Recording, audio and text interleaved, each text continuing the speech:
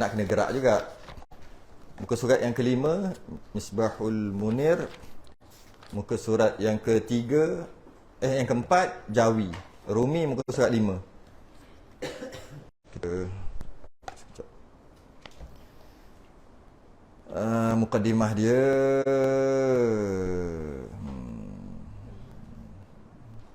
Mana ni? Okey. Qala al-mu'allif rahimahullah taala. Huraian yang pertama pada pengenalan agama. Mukaddimah lah ni. Bermula agama itu ialah ibarat. Ibarat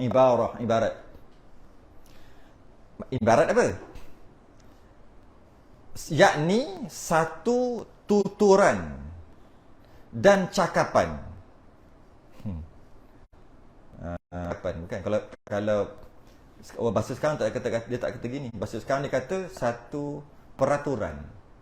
Itu maksud tuturan dan cakapan. Bukan bertutur bercakap. Bukan. Satu peraturan. Tu, nak cerita agama ni apa? Definisi, ta'rif agama. Kumpulan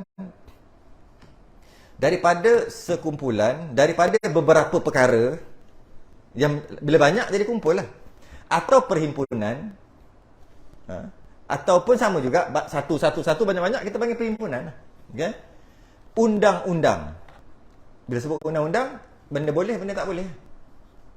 Apa? Do and don'ts. Tak, bahasa Inggeris. Do and don'ts. Bukan tak. Ada S tak? Do's. Tak ada. Do and don'ts. Sambil belajar bahasa Inggeris. Benda yang boleh, benda yang tak boleh. Undang. Inilah datang daripada Allah. Bila sebut datang daripada Allah, Allah yang nak begitu dan Allah yang bagi tahu. Itu ya, kat sinilah takluk sifat kalam. Saja saya masuk, walaupun tak masuk entah mana-mana pula tiba-tiba ni. Ni sifat kalam. Sifat kalam. Ya. Takluk sifat kalam dengan maksud dengan Allah yang bersifat kalam sampai Allah bersifat kalam dan Allah sampaikan dan sampailah kat kita maklumat. Maklumat tu antaranya adalah undang-undang. Kalau tidak mana kita tahu. Sampai bukan direct lah, tapi sampai lah. Okay. Sebab ada hari tu dalam kelas khusus bab tauhid, bila kata berkata-kata, dia kata Allah berkata-kata tu maksud bercakap. Oh, salah faham lah. Jauh. Mana Allah bercakap? Kalau Allah bercakap, tak berhenti-henti ke bercakap? Popek. Banyak gangguan biasa bab tauhid. Banyak je ada gitu. Tadi tak ada bunyi pun. Setan iblis ni. Bahal bunyi ni. Standard. Biasa dah biasa berlaku dah. Okey. Pergi jauh. Allah, nak ngaji payah. Jadi macam mana kita boleh tahu apa yang Allah suruh, apa yang Allah larang? Menandakan Allah ada sifat kalam. Tu kat situ. Jadi bukan bercakap, bukan berkata-kata maksud bercakap. Bukan. Walaupun tak tahu apa benda, apa cerita tiba-tiba ni saja je masuk. Nanti kalau kata, kalau nak faham tunggu sampai sifat kalam. Ni apa hal tiba-tiba ni?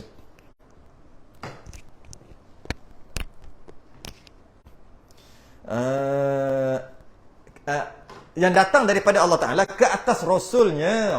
Bukan kita direct dapat lah. Memang pun kita mana terima wahyu. Pesuruhnya, pesuruh Allah terima wahyu, dan pesuruh Allah tu, Rasul tu bagi tahu kat kita apa yang boleh, apa yang tak boleh daripada Allah.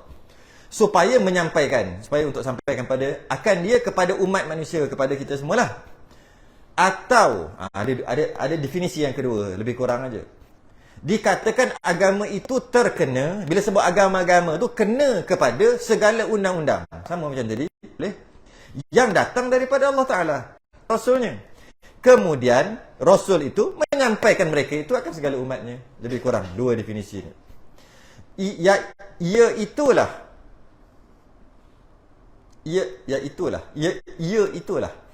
Pergi jadi gitu. Itulah. Maksudnya itulah dinamakan agama. Agama-agama tu itulah dia peraturan.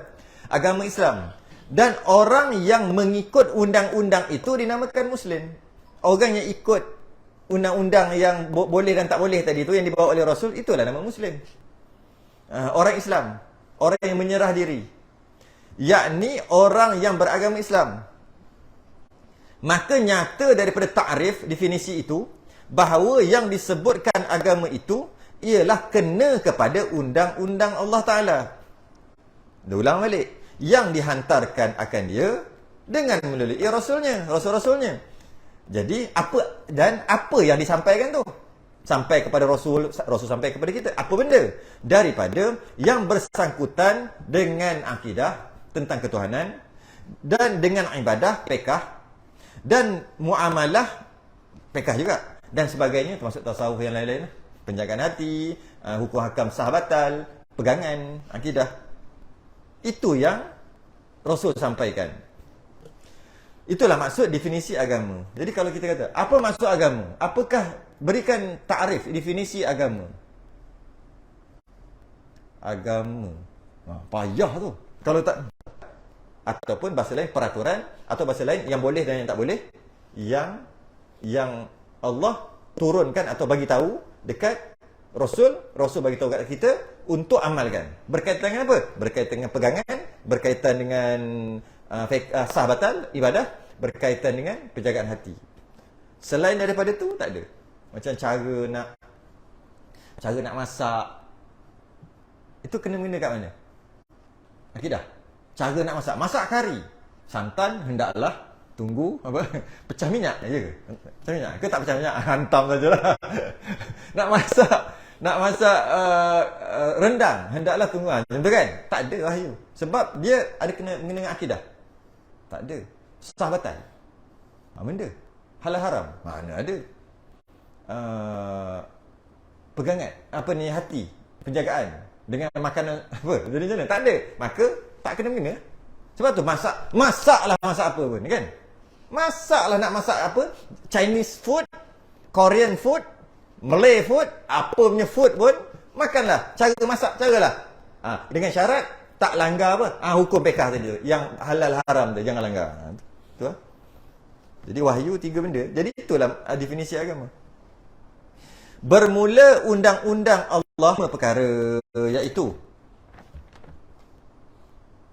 5 perkara. Wajib, sunat, haram, makruh, harus. Itu dia panggil undang-undang. Undang-undang. Jadi kalau kita dah tahu dah lah. Wajib diberi pahala buat, diancam seksa kalau tak buat, ataupun diseksa kalau tak buat. Kalau buat.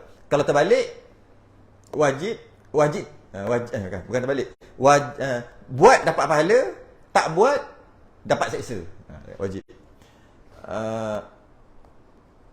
Sunat, buat dapat pahala, tak buat tak berdosa, tambah lagi satu lagi, rugi. Rugi lah tak buat yang sunat. 5. Apa tu? Sekejap lagi kita jaga balah. Nak jaga balah boleh. Sekejap kita jaga balah lagi. Sunat buat dapat pahala, tak buat dapat pahala, rugi tu. Rugi tu tasawuf. Saja nak masuk. Rugi tu kan fiqh. Rugi tu tasawuf. Yang ketiga haram, buat berdosa, tak buat macam mana? Haram. Simple aja ni pun. Haram buat berdosa, tak buat dapat pahala. Okey. Sekarang ni minum arak. Sekarang tak kan? Haram tak minum arak? Haram. Dapat pahala tak sekarang? Kata tak buat dapat pahala. Berzina haram? Haram. Berdosa tak? Berdosa. Sekarang berzina? Tak. Dapat pahala tak sekarang? Tadi kata tak buat dapat pahala. Buat berdosa, tak buat dapat pahala. Pakat sekarang ni kita dapat pahala tak minum arak, tak berzina, tak berjudi. Berjuta-juta dosa semua dapat pahala setiap saat. Bukan? Takrif tu penting. Haram, buat dapat dosa, diancam seksa. Tak buat, tinggalkan, dapat pahala secara umum. Tapi dia dobek dia. Maksudnya, yang dapat pahala jika. Dia bukan kata, dapat pahala. Tidak. Aku sedap lagi tu, duk main pahala saja kita ni. Jika ada benda tu, dan kita memilih, ketika itu, milih apa? Haram ni, aku tak nak buat. Baru dapat pahala. Kawan kita kata, ni ambil, agak rasa sikit. Tak mabuk lah. Togok sikit. Dia ada peluang nak minum? Ada. Ada peluang. Dan ada depan mata. Kalau minum, hukumnya haram. Kalau minum, berdosa. Kalau tak minum, baru dapat pahala. Buat, dapat pahala. Datang pula lain. Oh, yang ni, try yang ni. Start lagi power. Main ni. Minum, dapat dosa. Dapat haram. Datang pula ni. Best lagi ni. Wine. Minum, berdosa. Maka tolak. Dapat balik lagi. Datang ni. Johnny Walker. Johnny Walker jalan ni. Arak Johnny Walker tu dia jalan. Dia panggil Johnny Walker yang jalan. Kaki dia macam Johnny. Dia panggil Johnny Walker. Brand. Minum. Ada ni orang bagi ni. Tolak. Dapat pahala. Tapi kalau tak ada benda tu, tak dapat pahala macam sekarang ni. Mana dapat pahala? Dapat pahala tak minum arak? Mana? Semua pelajar-pelajar semua sekarang, kita semua terangkat hukum macam haram arak, selamat, barakat. Ingat cerita apa? Cerita lama. Bakat-bakat minum mabuk-mabuk. Masa tu tolak, baru dapat pahala. Kalau tidak secara umum tak dapat lah. Haram. Makruh pun sama. Makruh buat tak berdosa. Tapi tinggalkan dapat pahala. Dapat pahala. Haram tadi tinggalkan dapat pahala. Dapat pahala tu besar. Makruh tinggalkan dapat pahala juga. Tapi pahala kurang sikit lah. Setengah lah kita kata gitu. Sama lah juga kes tadi. Apa yang makruh tak ada pun kat kita. Tak dapat pahala lah. Tapi bila ada je perkara tu, dilentang, diletak dekat kita, kita mengalaminya, kita tolak. Apa dapat pahala? Apa makruh? Apa makruh? Makan macam benda-benda busuk ke kan? Itu kan makruh. Tak kena lah. Contoh tu apa? Isap kuat nak ambil makruh kan? Okey, kita ambil makruh. Isap kuat makruh. Kita isap pun okey, tak isap pun okey. Tak apa pun. Dia orang bagi masa tolak tu dapat pahala. Kalau hukumnya makruh. Nak ambil contoh je tu. Bukan nak cerita rokok sangat. Harus tapi kalau buat juga benda makruh tadi tak berdosa. Tak berdosa. Harus 50-50. Tak ada apa-apa, buat ke tak ada benda. Tengah-tengah. Harus lah, nama dah harus. Yang siapa ni nak cari bala tadi, satu lagi bid'ah. Sebab ada orang kata hukumnya adalah bid'ah. Mana ada hukum bid'ah? Bid'ah ni bukan hukum. Bid'ah ni satu perbuatan. Satu yang kita buat. Yang perbuatan. Kejadian. Satu kejadian. Satu perbuatan atau kejadian yang terjadi. Yang mana yang terjadi tu baru. Itulah bid'ah. Maksud pada zaman Nabi, Nabi tak buat. Sekarang buat. Bid'ah. Contohnya belajar fiqh. Bid'ah. Belajar ilmu fiqh. Dia punya apa? Dia punya brand. Belajar ilmu tajwid. Bid'ah. Belajar ilmu tauhid. Bid'ah. Habis kenapa ya? Ilmu tauhid. Ilmu tauhid. Mana ada? Hari kita belajar ilmu tajwid. Mana ada? Terus ajar aja. Nak ajar akidah, terus ajar aja. Nak ajar fiqh, terus ajar. Fiqh lah. Nak ajar hukum hakam, terus saja. Mana ada brand? Mari nak ajar belajar tajwid. Mana ada? Nun mati bertemu dengan ha. Hukum tak ada. Tak ada hukum tu. Tapi memang Nabi baca, Nabi ajar sahabat bila mim gini bunyinya begini. Cuma direka-reka jadi satu ilmu, nama ilmu tajwid. Bid'ah. Tapi dia bukan hukum, dia perbuatan.